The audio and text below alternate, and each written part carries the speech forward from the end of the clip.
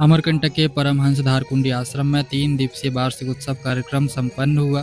पूजन अर्चन और विद्वान पंडितों द्वारा रुद्राभिषेक के साथ अखंड रामचरितमानस पाठ आदि अनुष्ठान किए गए। मां नर्मदा की उद्गम स्थली पवित्र नगरी अमरकंटक स्थित परमहंस धारकुंडी आश्रम में प्रतिवर्ष की तरह इस वर्ष भी 3 दिवसीय वार्षिक उत्सव कार्यक्रम का आयोजन किया गया।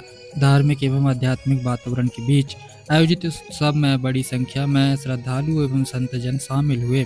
जानकारी के अनुसार यह वार्षिक उत्सव रविवार अधिमास ज्येष्ठ शुक्ल पक्ष द्वितीय दिनांक 18 मई से प्रारंभ हुआ।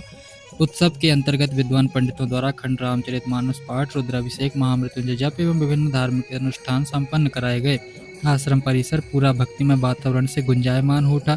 कार्यक्रम का समापन दिनांक 20 मई दिन बुधवार को संपन्न हुए। इस अवसर पर अखंड धुनी पूजन, त्रिशूल पूजन, समाधि पूजन, संत सत्संग तथा कन्या पूजन जैसे विभिन्न धार्मिक कार्यक्रम आयोजित हुए।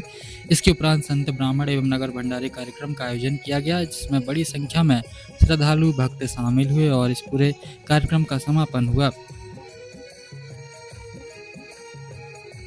स्वामी लवलीन जी महाराज ने बताया कि आश्रम का वार्षिक उत्सव प्रतिवर्ष बड़े श्रद्धा एवं उत्साह के साथ मनाया जाता है।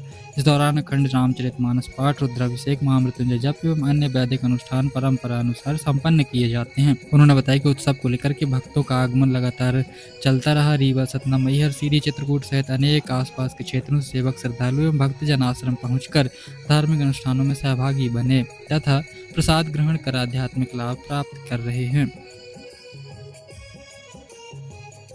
ये कार्यक्रम एक लंबे समय से चल रहा है, लगभग 40 साल हो रहे हैं।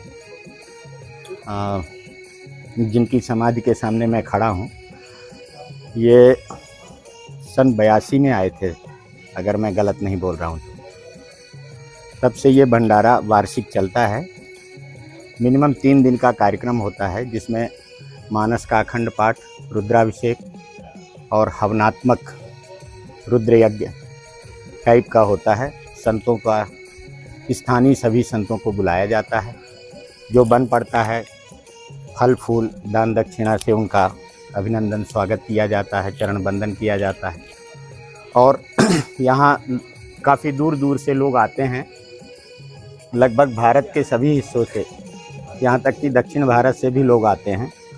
तो एक माँ नर्मदा का सुरम्य तट और ये महाराज श्री की, पुराणिक महाराज श्री की तपस्थली और स्थानीय जो संत हैं लवलीन महाराज जी, उनकी अब अथक परिश्रम और की पराकाष्ठा है। तो ये एक तपस्थली है, श्रम स्थली है, इसलिए इसको निश्चित रूप से आश्रम कहा जाना चाहिए। और निश्चित रूप से यहाँ पर लोगों को मन शांति, आत्मिक शांति, आध्यात्मिक शांति मिलती है। मैं सेना में धर्मगुरु हूँ।